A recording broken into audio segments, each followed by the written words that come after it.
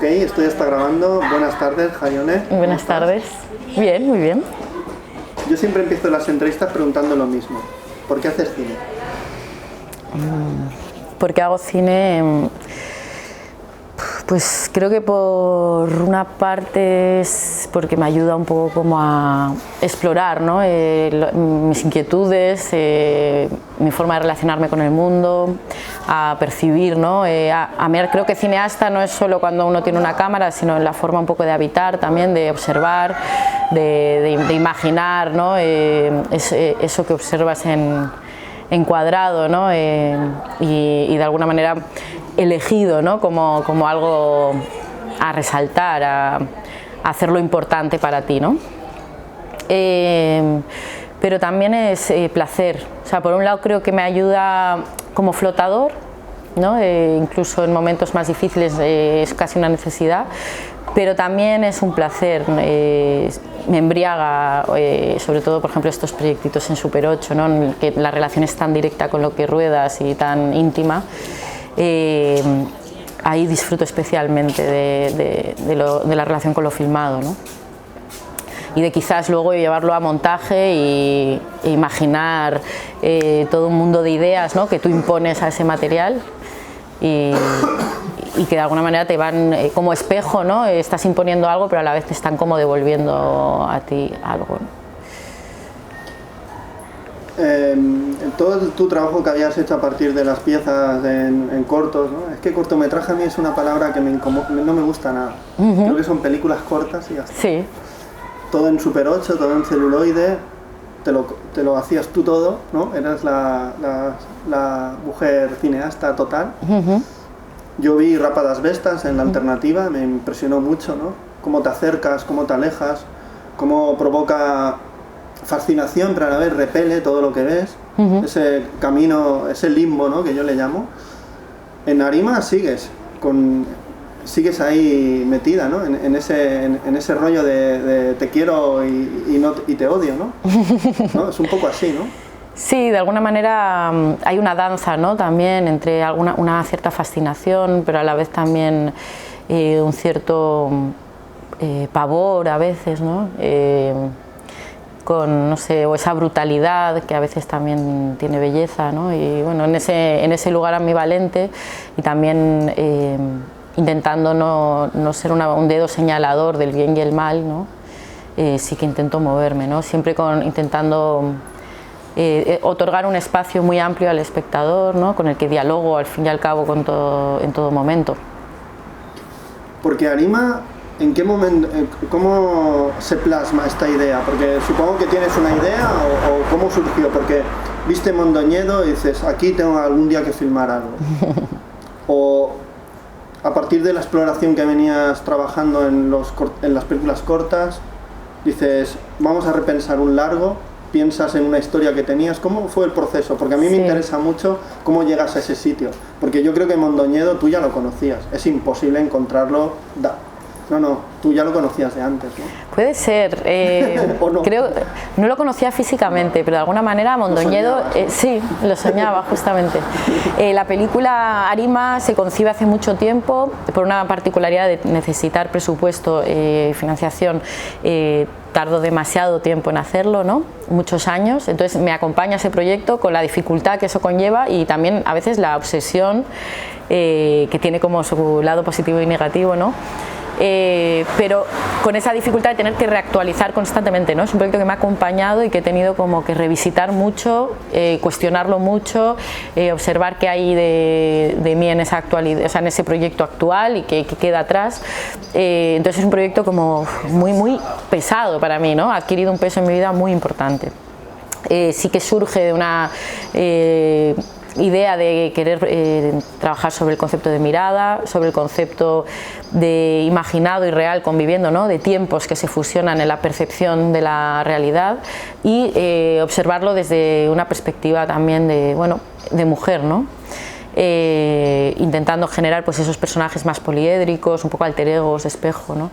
Y también como explorarlo desde el punto de vista también de la infancia, ¿no? de ese traspaso, o ese momento en el que la niña empieza a observar al adulto y empieza a cuestionarse qué es ser adulta y cómo debe ser mujer, ¿no? Y un poco surge de esa idea, pero sí que me parece que de alguna manera estos cortos experimentales a los que apelas están ahí de alguna manera, ¿no? También han formado parte de ese periodo en el que la película ha estado latente y que también se han visto impregnados, ¿no? Porque ahora que dices experimentación, yo veo mucha experimentación en Arima, mucha búsqueda, mucha de decir, yo estoy aquí, pero no sé hacia dónde me va a llevar esta historia, y el trabajo con los intérpretes. O sea, hubo mucho momento de improvisación, pero estructurada. Me interesaba mucho introducir el concepto de incertidumbre. Deseaba que eso formara parte incluso de lo actoral, de lo narrativo, ¿no? Que el espectador también conviviera con esa incertidumbre. Para mí era importante que esa parte que me parece que aceptamos muy bien en la vida cotidiana, como es la incertidumbre. Nosotros convivimos con la incertidumbre de una manera muy natural, muchas veces asumimos que no sabemos por qué hacemos algo, por qué deseamos algo, por qué decidimos, ¿no? Movernos de algún lugar. Que eso estuviera también en la narrativa, porque normalmente en el cine deseamos lo que es concreto, lo que es causa-efecto, lo que no contiene esta incertidumbre, ¿no? Lo exigimos muchas veces a las películas. Y entonces me interesaba justamente como explorar eso, y que me parecía que dialogaba como más justamente como con esa realidad. Y quise trabajar en todos los aspectos la película en posicionarme en esa incertidumbre, ¿no? Y una vez decides que va a ser tu primera película, tu puesta de largo, ¿fue difícil levantar este proyecto? Fue titánico, ¿no? Titánico, o sea... ¿Es tan difícil rodar una película así para alguien que quiera hacer su primer largo? No sé si es tan difícil, pero a mí me resultó muy difícil. He de decir que fueron muchos años, demasiados, y que además en un momento dado entendí que tenía que autoproducirme. Monté una empresa, no sabía qué significaba IRPF, o sea, ya iba, ya me bloqueaba de aquella. Pero luego como que fui teniendo que aprender un poco a marchas forzadas, porque realmente es una responsabilidad muy grande producir una película a muchísimos niveles. Y luego además también la he tenido como que distribuir, ¿no? Entonces ha sido realmente, sobre todo ya la distribución, como la guinda del pastel de un sobreesfuerzo muy fuerte. Es bonito ser directora y productora en un sentido como de mucho control, como que hay algo también que tú decides, ¿no? En todo momento, y que sopesas, pero hay algo un poco esquizofrénico también, ¿no? Y muy solitario. Quizás ha sido un proceso también algo solitario en ese sentido. Que sea, o sea, bueno, de alguna manera creo que he podido hacer esta película por mucha cabezonería. Ya, te iba a decir ahora, la resistencia tiene que ser... Sí, ha sido la clave. Y esa resistencia muchas veces me he preguntado cómo la he conseguido mantener, cómo consigo sostener esta película durante tanto tiempo. Y bueno, hay algo como, pues de ese flotador que hablábamos cuando me preguntabas por qué haces cine, ¿no? Esa... no sé, como utopía de que sí, de que esto tiene hueco, esa confianza, ¿no? En el proyecto. El proyecto en sí ya narrativamente apela a la confianza, ¿no? Del espectador, exige que el espectador crea, ¿no? Hay algo también un poco de fe en lo que está viendo, ¿no? Que le exijo, y para mí también ha habido mucha fe en poder llegar hasta este lugar. O sea, para mí este momento de estreno es muy celebrativo, sí, ha sido muy costoso. Sí, sí, o sea... Sí. Supongo que hubo muchos momentos de no ver la luz, ¿no? Al final. Muchos momentos de querer tirar la toalla, claro, sí. Pero bueno, encuentras en algún lugar, no sé, pude encontrar como ese momento, y a veces también personas que se van uniendo, que te dan esa fuerza que necesitabas. He sido acompañada a veces por compañeros, ¿no? Por Alfonso Zarauza, entra en un momento también me apoya, Carlos Carbonell en otro, y de repente cuando ya consigues financiar y entra todo ese equipo, y es tan bonito también. A mí me gusta mucho el cine también, esa parte de roces psicológicos en el propio equipo de rodaje, ¿no? Que todos imprimen su huella y de repente llega el director de foto y tiene una personalidad y va a imprimir su huella sí o sí. Entonces, ¿cómo gestionas, o los actores, o la directora de arte, ¿no? ¿Cómo gestionas todas esas sensibilidades, ¿no? Para que formen parte, ¿no? que contenga todavía tu pequeño tesoro, que es tu esencia de la película, pero que a la vez sea positivo, que impriman esa huella, ¿no? Habías trabajado siempre en Super 8, decides rodar en 16, eso era otro problema, ¿no? Porque lo más fácil hubiera sido rodar en digital. ¿No encontraste en el digital esa tensión, ese grano que buscabas? Bueno, sí que, como bien dices, a mí me encanta el celuloide, o sea, realmente soy un amante del celuloide, pero también es verdad que tuve que preguntarme mucho si este largometraje más ambicioso en infraestructura era necesario, ¿no? El celuloide. No soy enemiga del digital, también te lo digo. Por ahora no he encontrado en mi forma de relacionarme con las películas la necesidad de ir al digital, pero sí la necesidad del celuloide. Y en esta película yo creo que lo necesitaba, que aparte dialoga con la propia película a nivel conceptual, temporal, de suspensión en el tiempo, de esta fisicidad que propone la película, de ese volumen, de ese casi efecto sinestésico que te permite tocar un poco la imagen, orgánico, ¿no? Tiene un punto de orgánico. Bueno, ya tu primer plano es muy orgánico, ¿no? Muy material, ¿no? Buscar lo que hay detrás de la materia, ¿no? O lo que hay dentro de la materia, ¿no? Exactamente. Porque ¿cómo fue tu trabajo? Es la primera vez que trabajas con un cinematógrafo, director de foto, Alberte Branco. ¿Cómo fue tu trabajo de desdoblarte ahí? He de decir que me daba, no miedo, sino era la primera vez para mí la cámara en mano, que también la utilizo en esta película, y yo ya venía de cámara en mano en Super 8. Me gusta mucho y sí que es verdad que traslada el temperamento de la persona que está operándola, ¿no? Tiene que ver mucho con los tiempos, con el ritmo, con la forma de entender muchas veces las cosas, ¿no? Cómo te permites quedarte más o huir de lo que estás rodando, ¿no? Hay algo en el ritmo y en el estar que es, ¿no? una cámara más temblorosa o más estable, ¿no? Todo esto se traslada muchísimo. Y para mí dársela a otra persona era de alguna manera tener una pequeña crisis de identidad, ¿no? Y había que hacer un trabajo para que eso no sucediera. Alberte Branco creo que lo hace con total soberanía y yo estoy muy contenta con su trabajo, pero claramente él tiene ese temperamento que debíamos como adaptar a la película. Hubo que hablar mucho, entender mucho la película, ¿no? Entre los dos para que él pudiera ser ese pulso.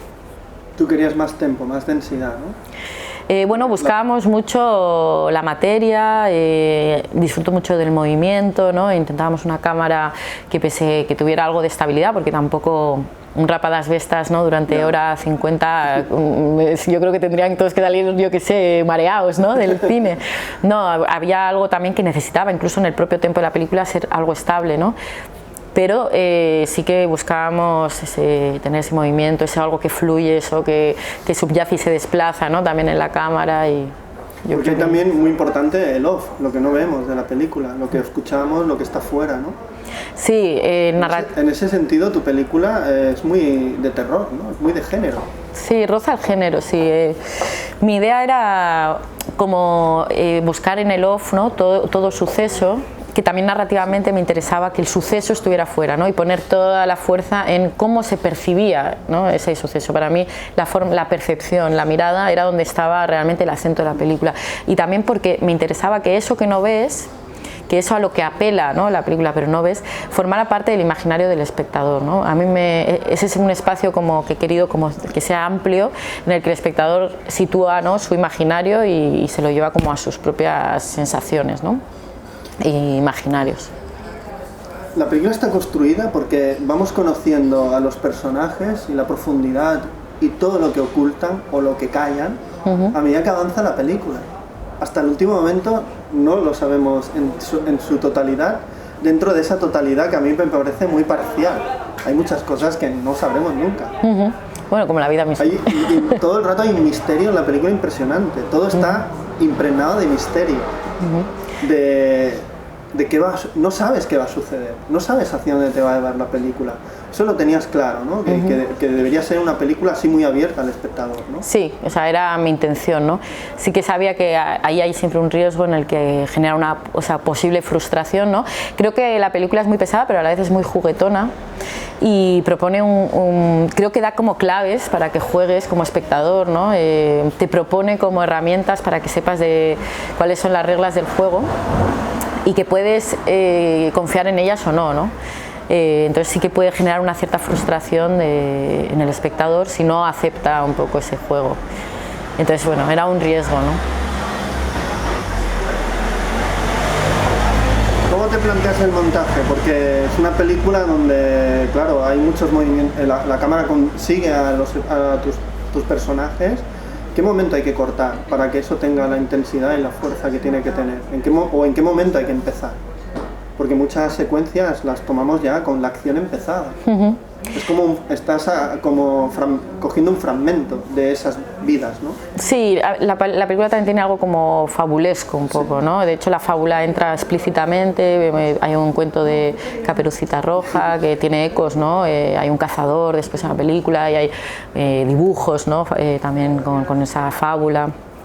Y realmente también hay algo un poco de jugar un poco como en las reglas del cuento, ¿no? Infantil también, en el que de alguna manera no hay como una naturalidad excesiva, ¿no? En el que parece que lo cotidiano, ¿no? Aquello que yo que sé, la gente haciendo un estiramiento pues no había cabida, ¿no? En ello, sino que va un poco como a la acción, y sí que quería que cogiéramos como un poco ese tono fabulesco. Sí, la película también creo que es bastante... o sea, tiene un ritmo, ¿no? que te va llevando, que no te deja descansar, ¿no? Había algo como que tenía que subyacer, pero en el fondo ir avanzando. Y cada vez van sucediendo más cosas y a la vez, ¿no? Sí. Todo se va generando, ¿no? Hay un movimiento ahí constante. No te he hecho la pregunta del millón. Eres donostiarra, ¿qué haces en Galicia haciendo cine en gallego? Pues mira, yo llegué a Galicia hace 10 años, vale. Llegué por amor y... Qué bonito, Óscar? Llegó por amor a Galicia. ¿Amor a Galicia o amor a alguien de Galicia? Primero fue por amor a alguien de Galicia, okay. Y a mí me enamoró también como el lugar, ¿no? Yo venía de estar en el extranjero muchos años y la verdad que buscaba arraigar un poco y me encontré muy en casa, porque sí que es verdad que hay algo en Galicia que dialoga mucho también con el País Vasco, ¿no? Con Euskadi, y me encontré bastante en casa. Y también como que se abrió como unas amistades, cineastas que también estaban como empezando con sus proyectos, que aparte compartía como mucho esas inquietudes con ellos, ¿no? Que también me fueron dando como esta sensación de familia creativa, ¿no? Y también pues ahí ya enganché con también el trabajo, y a mí Galicia me gustó, estoy muy cómoda, y porque en Galicia también me han apoyado económicamente en Galicia y han confiado en mi trabajo, y también en gallego pues porque es natural, o sea, ahí se habla gallego y vamos, yo no lo podría ni poner en cuestión eso, ¿no? En Mondoñedo, donde lo he rodado, se habla gallego y me parece como lo más natural. Háblame de tus criaturas, tus intérpretes que dan vida a tus personajes. ¿Melania Cruz era una persona que ya tenías en mente, por ejemplo? Sí, la venía observando tiempo. Porque ahora yo no imagino a otra persona. Yo tampoco, ¿no? Para mí Melania ha sido ¿Cómo perfecta. Se camufla? ¿Cómo se enfunda? Sí, Melania es una actriz para mí sobresaliente, y que aparte yo buscaba una actriz que pudiera transitar con pocas palabras el peso y el misterio y esa complejidad que ese personaje tiene sin apenas formular, ¿no? Ninguna palabra, y para mí ella tenía eso, ¿no? Ese peso, y aparte de tener, vamos, ser muy buena actriz. Y me gustó, aparte también me gusta tener una relación personal con las actrices o los actores que me aporte, ¿no? Que me guste. Ella es una persona también vasta en conocimientos, ¿no? ¿Cómo fue el reparto? ¿Cómo fue juntar todo ese reparto? Porque a mí Melania Cruz ya me gustaba mucho en Dogs, ya me parecía una imagen con esa mirada tan potente, esa belleza que tiene, tan natural, ¿no? O sea, sin nada de artificio. O sea, como muy, muy transparente ella. O sea, ¿la tenías en mente cuando estabas escribiendo o realmente aparece y la coges? Sí, a ver, cuando yo empiezo a desarrollar este personaje todavía no había conocido a Melania, pero sí es verdad que buscaba un personaje, bueno, una actriz que fuera capaz de transitar estos lugares complejos, de llegar a ese misterio, ¿no? Sin palabras, con la sutileza, ¿no? de que observes en ella, ¿no? Esa transición. Y ella, como tú bien dices, tiene esa capacidad de... O sea, transforma, por ejemplo, su rostro, a mí me fascina mucho, la ves de escena a escena y hay simplemente unos sutiles cambios en el rostro que o sea, te llevan a lugares, ¿no? Absolutamente diferentes, ¿no? Con pequeñas sutilezas. Es una persona que sin texto es capaz de trasladar un montón. Y yo necesitaba ese personaje como silencioso, entre frágil, pero a la vez también con peso. Y como que encarnaba, aparte de que personalmente me gustaba mucho a nivel actoral, a nivel de destreza ya, ¿no? de todas sus capacidades, también era un poco como su propia persona, ¿no? Como ella habita el mundo, me parecía que iba muy en consonancia con el personaje. Es para mí el personaje más fantasmal de la historia, el que más se confunde con el paisaje, el que más se mezcla, el que más acaba siendo muy diferente a cómo empieza la historia. Sí. Se transforma más. Sí, es bonito esto. Ella sí es un poco piedra angular, ¿no? De un juego de espejos en el que al final como que se fusiona mucho con otros personajes, ¿no? Se deja como seducir por los otros personajes y de alguna manera está un poco en un limbo, muy suspendida, muy espectral en efecto.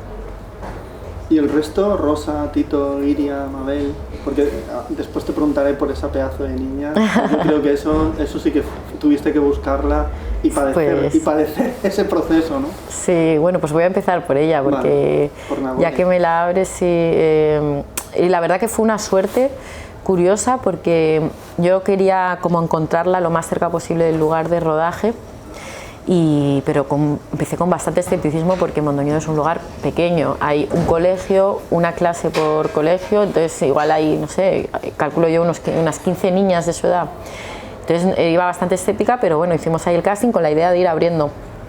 Y curiosamente ella apareció en ese casting. Oh, ¡qué suerte!, ¿no? Sí, sí, sí. ¿Suerte o cómo lo ves? Había algo en ella, mágico, ¿no? Sí, en su forma de estar, en su forma de mirar.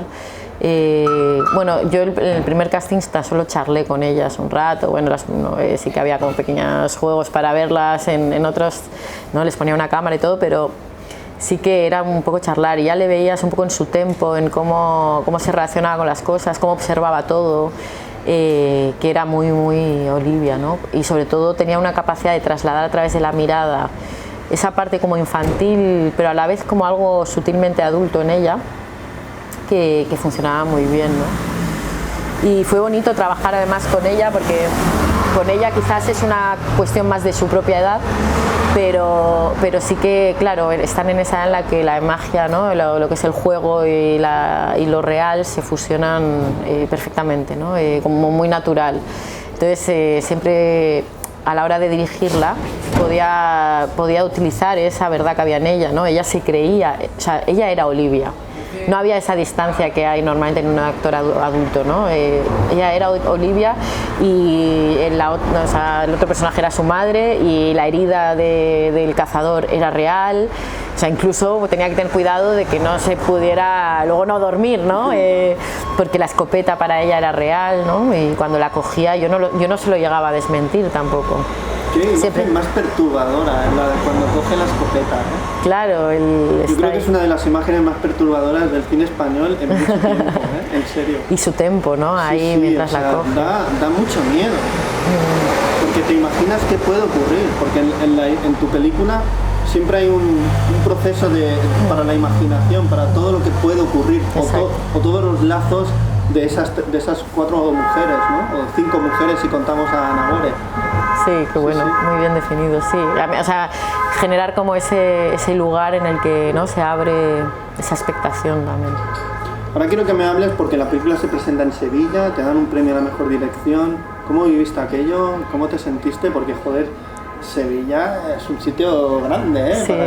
Para hacer cine, del cine que nos gusta, ¿no? Este cine reflexivo, este cine profundo, ¿no? Sí, a ver, Sevilla fue muy generoso conmigo, yo creo también, ¿no? El festival, bueno, su gente, sus organizadores, su director, y fue como muy celebrado. Para mí fue también como por primera vez, ¿no? Ya por fin sentir que acababa un proceso un poco, ¿no? Aunque luego le ha quedado toda esta distribución, pero ya por fin se lo entregaba como al espectador, se iba a generar también crítica, por fin iba a tener como ese feedback con el espectador y con los expertos un poco, ¿no? Con la parte crítica del cine. Y necesitaba también saber todo esto, ¿no? Que me iba a devolver cómo era observado, cómo era entendido, cómo estas intenciones, ¿no? Que a veces son un poco frágiles y pueden dar pie al escepticismo, pues si realmente funcionaban, ¿no? Y fue muy bonito, un poco como el calor que recibí en ese sentido, ¿no? Entonces fue para mí, además, bueno, el colofón del premio, pues sabes que te va a ayudar luego a que la película quizás pues pueda llegar al día de hoy a salas y podamos seguir llegando a espectadores, ¿no? Y quizás pues también puedas financiar la siguiente con más facilidad, ¿no? O sea, hay algo en los premios también como que te puedan permitir seguir haciendo cine, ¿no? Que para mí era importante. Ahora te iba a preguntar sobre esto que se ha llamado el nuevo cinema galego, pero yo creo que no hace falta, porque ya te la habrán hecho esa pregunta, porque es una pregunta típica de periodista. A mí no me interesa, ya las películas están ahí, hay que verlas. Habrá una generosa ayuda pública, que es lo que debería propagarse por todos los sitios. Yo me gustaría preguntarte sobre Cinema en Curso. Ah, Cinema en Curso. Quiero, porque esa no te la habrán hecho. No, pues mira, y me parece bonita. Y a mí me parece muy especial eso, lo que es Cinema en Curso. Sí, es muy especial y es muy vasto en su concepto pedagógico, ¿no? Sería difícil para mí como resumirlo, pero sí que soy profesora, bueno, cineasta, ¿no? De Cinema en Curso desde hace años y bueno, para mí hay un compromiso total porque confío mucho como en la pedagogía de este proyecto, ¿no? Se traslada desde un cine con sensibilidad, de grandes maestros del cine, aparte como a una generación que muchos de ellos ni han ido al cine nunca, ¿no? Y lo que han consumido a través de móviles o televisiones es un cine pues de consumo, de entretenimiento, de muchísimo efecto especial. Entonces de repente también situarlos en otro tempo, ¿no? y en otra observación, otra sensibilidad, se les ayuda como a sensibilizarse con su entorno, con los oficios, a poner en valor, ¿no? A gente mayor, pues a todo aquello que igual ellos el día a día lo dan por invisible, ¿no? Porque ya lo tienen como muy cotidiano, pero de repente les abres un poco los ojos pues a ese viento del árbol de al lado de su casa, a esa luz que entra por la ventana, ¿no? Bueno, a sensibilizarlos con la vida, ¿no? Muy celebrativo y a la vez pedagógico, ¿no? Tiene un sustento pedagógico muy importante, ¿no? Canalizamos también mucho eso, ¿no? No es todo vale, y además hay una idea de consenso, ¿no? Hacen una película juntos, hay un trabajo también grupal de hacerlos crecer también como personas, que es muy importante, ¿no? Que es una cosa tan bonita y que poco se hace, ¿no? Sí, exacto, o sea, es una pedagogía con mucho rigor, la verdad. Pues Jaione, por fin hemos acabado. Sí. Ha sido así atropellado. Hay una intrahistoria en esta entrevista, que esto es divertido también. Pues nada, muchas gracias por hablar de tu trabajo, de tu peli, con tu tiempo. Y yo siempre digo hasta la próxima película. Ojalá. Gracias.